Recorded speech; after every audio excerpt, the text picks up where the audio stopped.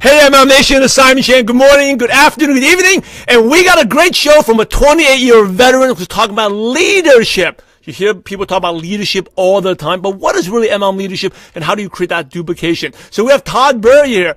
Todd, what's up? What's happening, Simon? Thanks for having me on, man. I appreciate it. Yeah, super excited. Todd's also written 3 books about network marketing. Really excited to dive deep into it. And Todd, if you refresh the page, you will see it. For those who are on there, give us a shout out. And if you have a question about duplication or leadership, let us know. And let me know where you're from, where you're dialing in from. I'm out in Los Angeles, California. Todd's in Westminster, Maryland. And we got a worldwide audience here. So, Todd, you should be able to share it right now. Let me know if you see it. I can see it. Yeah. And so just share it and let me know when you shared it, and then we will get started so your audience can see this as well.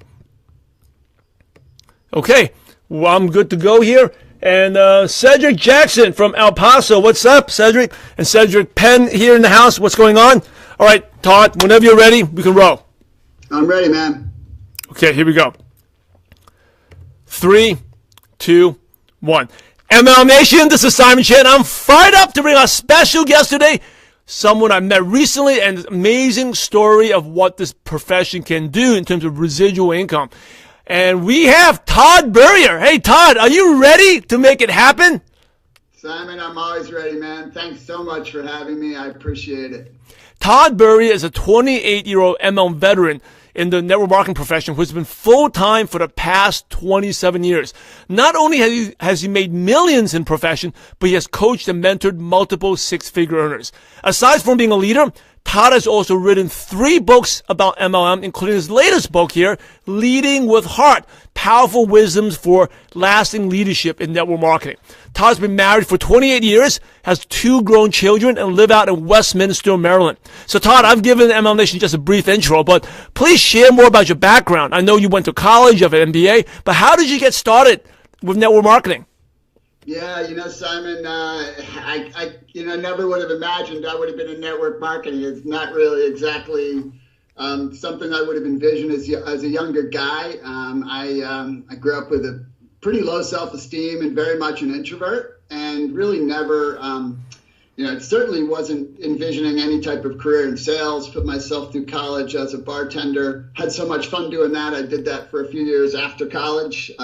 By the way, it's a great way for a shy guy to meet girls. That was sort of like, but then ended up in the banking industry and got laid off twice in a 4-year period. And the second time, and neither one of those were really because of performance. They were more because of situations involving the economy and the market and the company.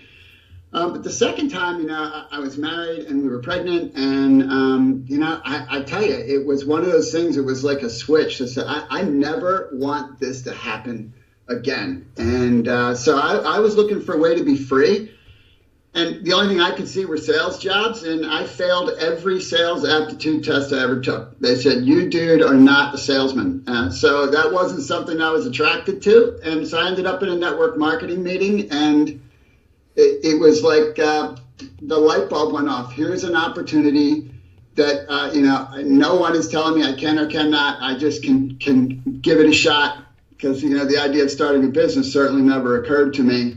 And so I took the step. That was 28 years ago. So once you got started, did you go back? I know you said you were full-time for 27 years, but got started for 28. Did you have a job for the first year before you went full-time?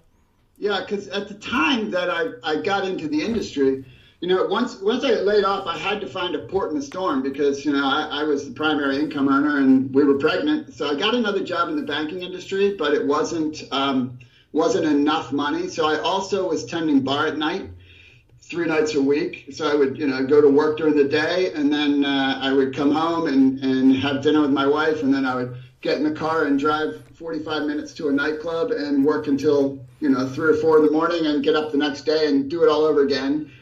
So that's what I was doing when I first got into the industry. And then I ultimately left the bank job and just worked as a bartender for the next several months. And we just were scraping it together until I was able to go full time. So how was your first couple of weeks like? Obviously, you did pretty well your first year. You were able to go full time. You're laughing right now. So how was the first couple of weeks? And because you came from banking into network marketing.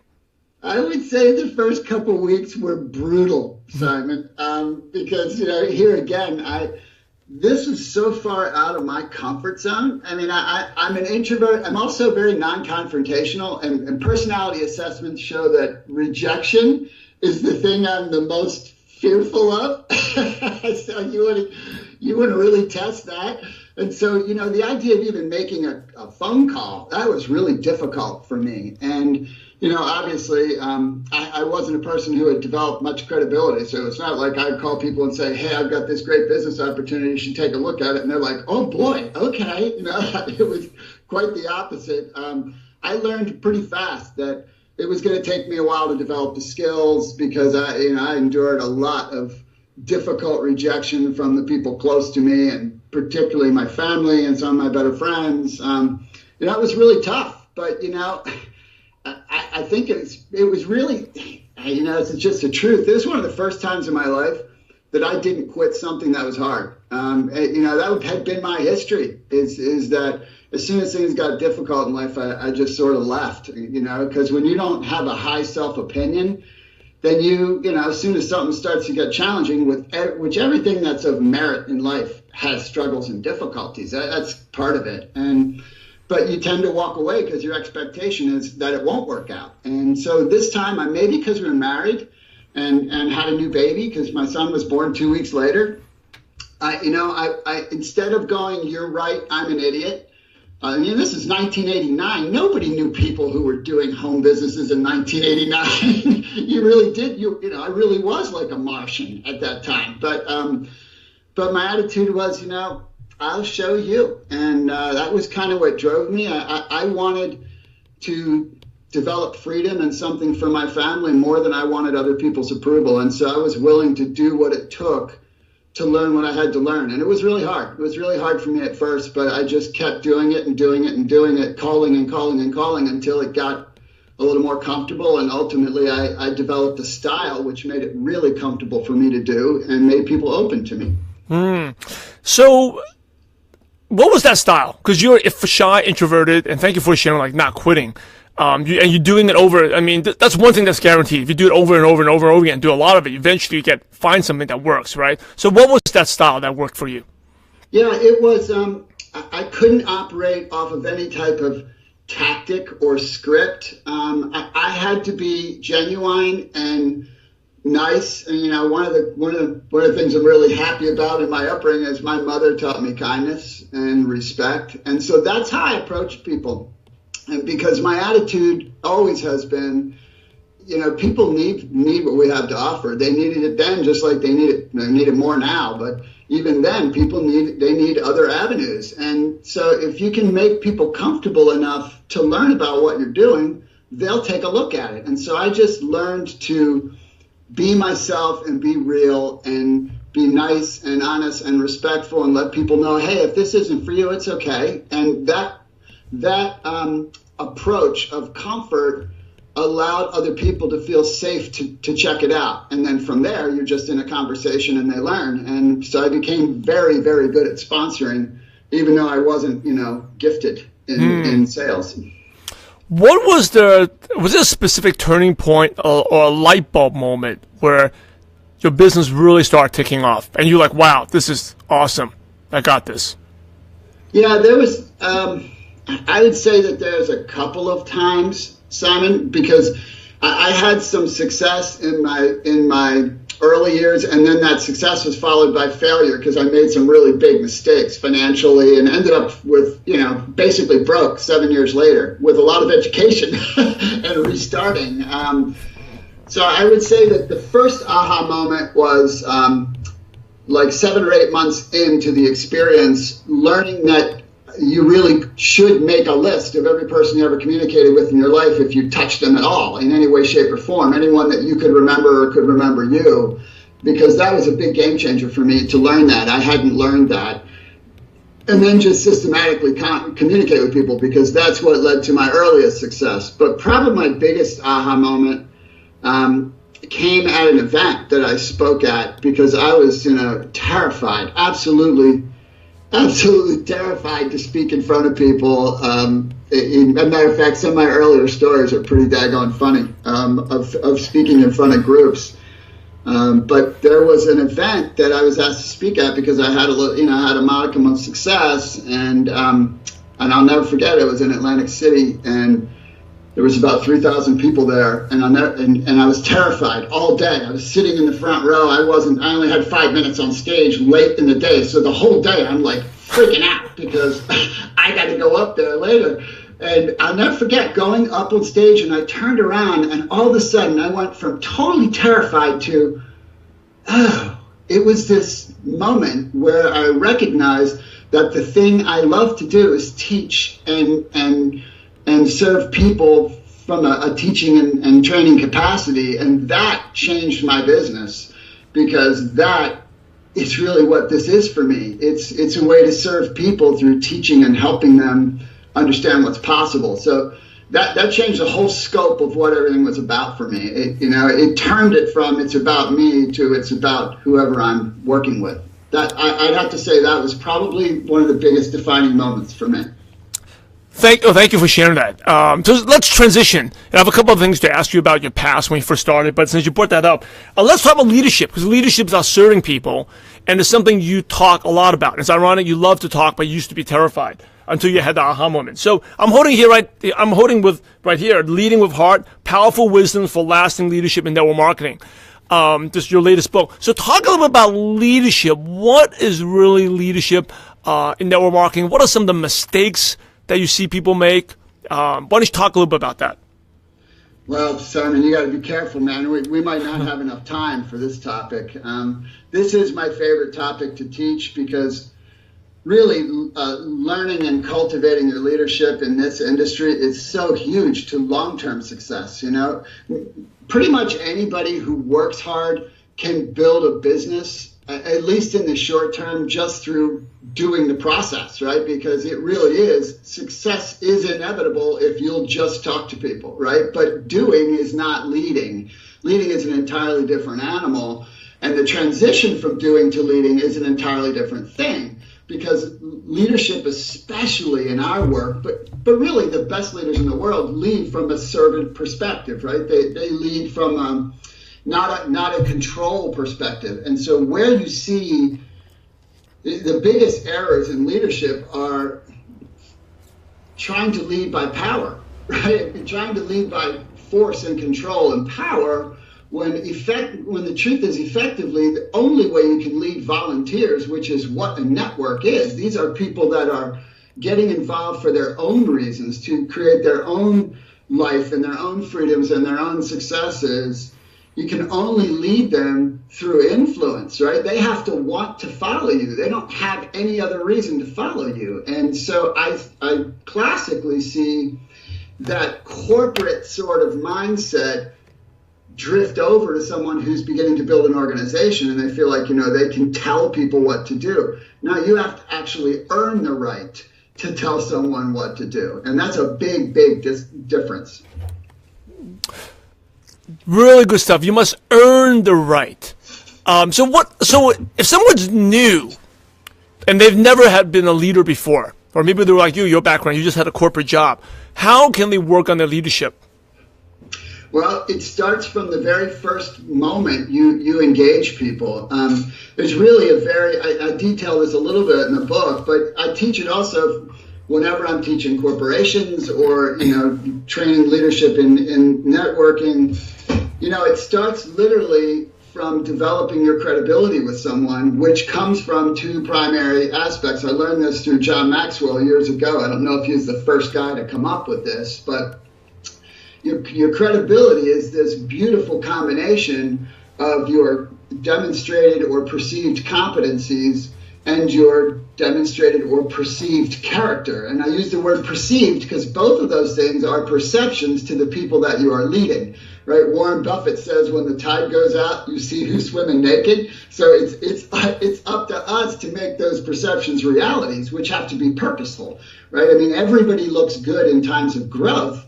But what about in times of challenge? What about in times of struggle? What about in times of conflict? How do you look then? That's what will reveal who you actually are, right? And who you are is what people follow, right? So it starts with just being diligent in your work and doing what you say you're going to do. And then as it relates to the people that you're sponsoring and working with, you need to be available for them. You need to show them that you care about them, that you're putting their interests first, that you're working to serve them where they are and not trying to make them be what you want them to be. That's another classic challenge.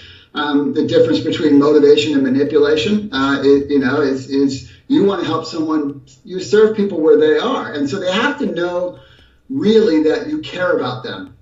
And so that's kind of the fundamentals that start. And then there's, obviously, as you go forward and time goes, like one of the primary things you hear a lot about is leading by example, right? You got to lead by example.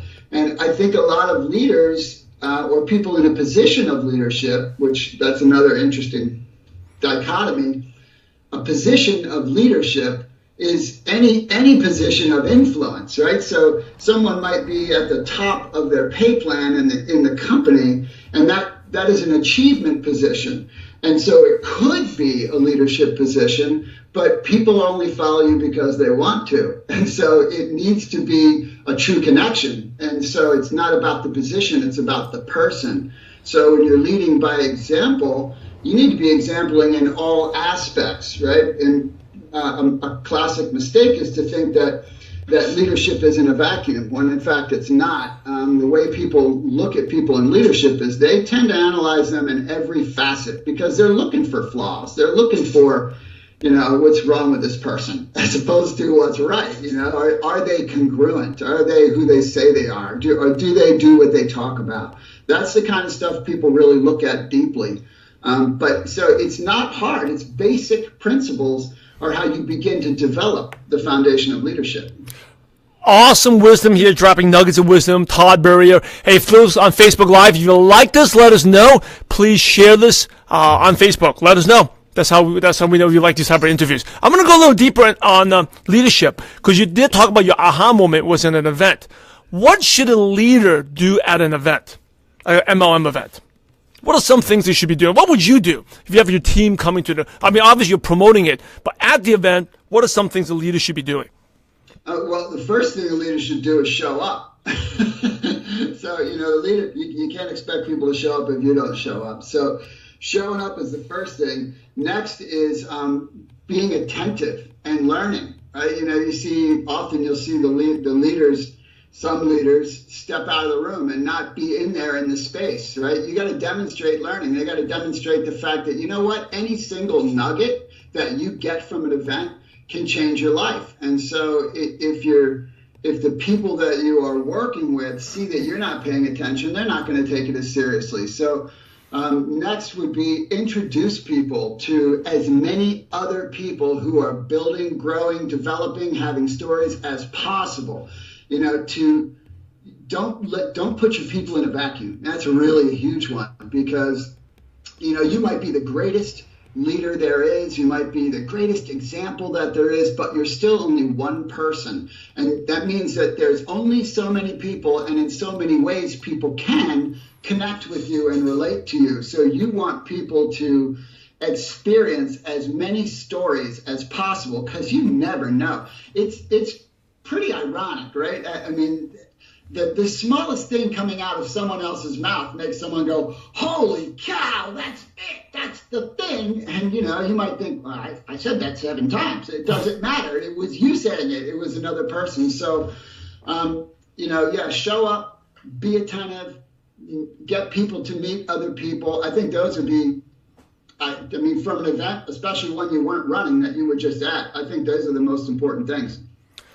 Awesome stuff. I want to backtrack a little bit now. Talk about time management. I think that's something people struggle a lot nowadays, especially distributors, because no one has enough time. So, but when you started, you just got married, and your son's about being born. So, pregnant wife, they have especially more needs, right? And then your son was born, your new father, and you worked a bank job, and you had to go bartend to 3 a.m. in the morning, drive forward. So how did you even have time to build a business? And what was any time management tips for you to share? Yeah, Obviously, time utilization then was way different than now, Simon, because when I first started, I didn't have the internet. I didn't even know how to use a computer, but there wasn't the internet for me anyway at that point, right? And that was at a period of time when your primary window to talk to people was in the evening from 6:30 to 9. That was it, right? And you had to call them on, a phone that was attached to a cord that was attached to a wall or something. And they had to be near their phone. You didn't have all these mediums of communication and information. And so then it was purely a disciplining of, okay, this is my window. So from this period to this period, on the nights that I can, I work. On Saturday, I work. On Sunday night, I work, right? So whenever I knew people were available and I could, that's when I'd be on the phone calling and calling and calling and calling. But time utilization in today's world is a totally different animal. I mean, the ability to interact with people, to share information, to work across, you can work across the world, you can work across time, even in your domestic areas. Nowadays, the time utilization is almost not a factor. It's really about discipline, because the ability to connect with people through social media and through your handheld device, it's unbelievable.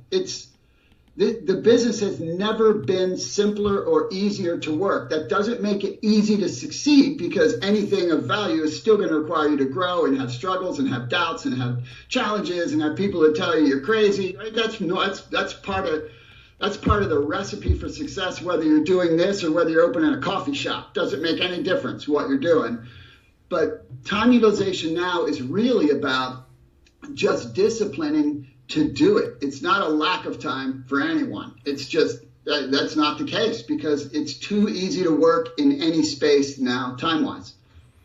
That is a good point. Like, when you have too many options, a lot of times you don't do anything, right? Like, it's like if you're hungry, if there's only one food to eat, you're going to eat that food. But when there's so many options, like buffet, you don't even know where to start, right? You actually have more paralysis. Because you're right, you can communicate and prospect at any second of the day, right? And, yes. You say, well, it's too late in Maryland, but hey, you can go out on Facebook and connect with someone who's wide awake up in Australia and find a prospect there. There really is no bad time to contact someone, because you are global now. So how do you install some of that discipline? Like, if someone's like, well, I don't have the discipline, I'm struggling, what advice could you give that person? On one hand, I'm a great person to answer this question, Simon. On the other hand, people might think, if they know me now, I'm such a discipline freak that I'm not a great person to answer it. So I will tell you that as a person who grew up with no discipline whatsoever, the first thing is to actually develop the understanding of how important it is. I call it you're building your commitment muscles. And so the way I started, which now bleeds into everything I do in my life, but this was, 29 or 30 years ago, I started just the discipline of 15 minutes of exercise. That was my first little commitment, because I was not in the kind of shape I wanted to be in. And then when I added personal development to that, which was another great thing that came out of my introduction to this industry, because that was a life changer for me. I added the discipline of reading 15 minutes a day. Commitment to those two disciplines, first of all, showed me I could keep a commitment to myself, which is really a huge thing, because then you're like, okay, if I can do this, what else can I do?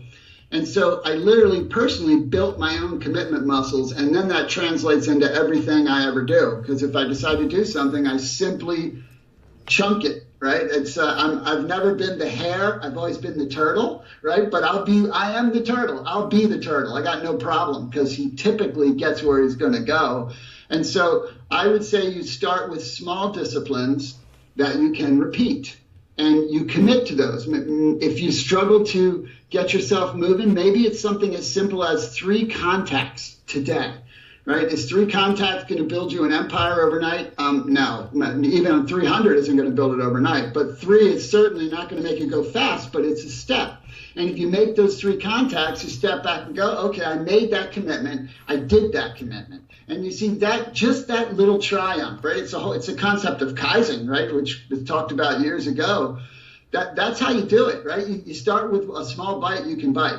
And then you take another bite, and then you take it. And after a while, it becomes a habit. Discipline becomes a habit. Once it's a habit, it's game over. Then you just do it and do it and do it and do it and do it, whatever it is. Yeah, really good. It's like you said, it's really like a muscle. Doing a small little thing that just, and then over time, you get stronger and stronger. Like you can't do 100 push-ups if you can't even do 5, right? But if you do 1 push-up today and do one push-up for 20 straight days, you'll be able to do 10 within a month, and then you get to the 100. And that's the same thing with discipline. None of us are born with discipline. I definitely wasn't disciplined, but when I saw you, when we met, I was like, man, this guy must be disciplined because, and then when I found out you have 2 grown kids, it's like, you're ripped. You're in great shape. Yeah, so check this out. Though. Me and Todd, we're hanging out. We're at this retreat, right? I'm at my retreat, and this guy, we're all dressed business casual. He's dressed like, you definitely know he's, people talk about dressing smart. You know this guy has residual income. But he comes in, and everyone's dressed in business casual. I have my Henley and my jeans and my typical look. He comes in with shorts, flip-flops, and the shirt, but his biceps are ripped. I'm like, what, this guy must be making good money. And he obviously doesn't care because his money's rolling in, and he's living the lifestyle. And he's probably pretty young, and then found out he has 2 grown kids. So like, whoa. MLM's treated you well. Keep it kind, Simon. Yeah, no, seriously, that's what I thought. Blushing in front of the world. Yeah, I think this guy is either clueless or he's made it because he can do whatever he wants, doesn't care. He's got residual income coming in, and then I found out you've been in 28 years in profession. This is my favorite question. Okay, in your 28 years, what is your worst moment in network marketing to the point that most people definitely have quit? And you probably was miserable, but you hung in there. That's why you are where you are today. Oh boy, when you have the kind of amount of years that I've been doing this, my worst moments are like bigger periods than a moment. You know what I mean? Like a really bad moment was a meeting I was doing in Pittsburgh once for 100 people a million years ago, where in the middle of a sentence, I totally forgot what I was saying and I had completely lost track of where I was. That wasn't a fun moment, but the more poignant moment was a period of years where I just was not doing well. This was in the early to mid 90s, and had made some serious financial mistakes and was really questioning myself and, can I really do this? And, literally had almost lost everything financially and just felt lower than low. So I have to say that period, that struggle, which ultimately served me phenomenally well, which all of our struggles do, that was the moment, so to speak, for me. It was a moment of probably 3 years that were incredibly difficult, where anyone would have said, you're a lunatic to continue. Now, again, the business is a lot different in those days. Now you can easily continue and build a business because of the way you can work with time, but it was a lot more cumbersome. That's a good word. It's a lot more cumbersome to work in the industry back in the early 90s. And at that period, it was, everybody basically was like, okay, see, told you it wouldn't work. See, that was tough, man. That was a challenging time. But why did you stay in there? Why did you stay in the profession? If that you're supposed to give you freedom and then actually, make things even tougher. I'm so glad you're asking that question. There's two primary reasons that I stayed in. One, the idea of going to work for somebody else,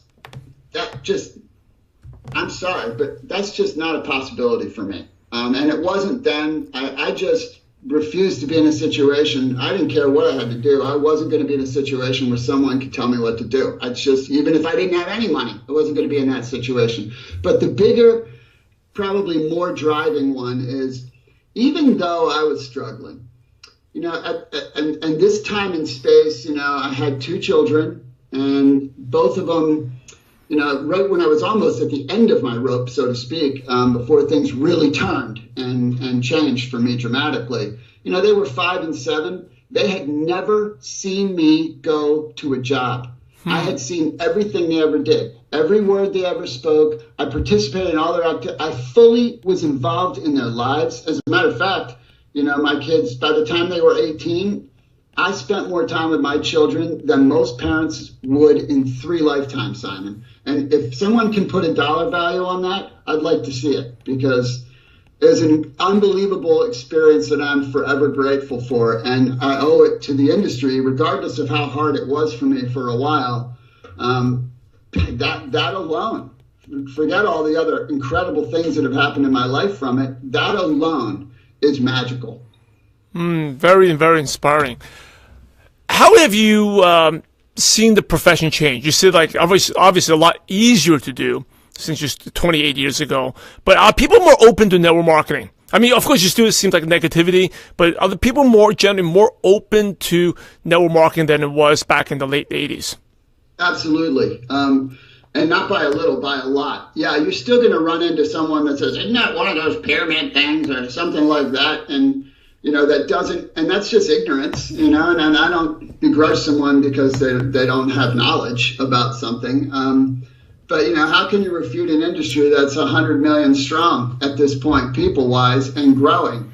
And, so you have 2 things that have happened dramatically, and which is why the industry we haven't seen anything yet. It's really going to explode in the next decade. But you have everybody's apple cart that they grew up with has been overturned, right? The idea that, I grew up in the last generation that thought that you could get a job and it would last. Now the average career, I heard this statistic today, the average career is 4.5 years. The career, not job. Career. People are changing careers every 4.5 years. Why? Because they don't know what to do. And so you have their apple carts have been turned upside down.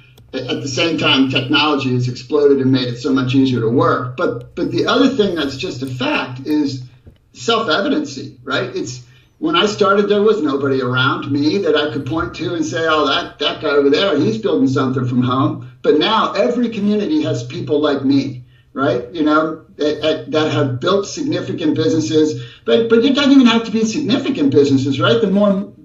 Some of the most meaningful money in this industry is $300 to $500 a month. That changes the life of a family that's struggling, right? Which is just a massive thing, because it's something that someone is able to create on their own instead of going to a part-time job that's linear income that the minute they stop it goes away, and it's not building something for their future.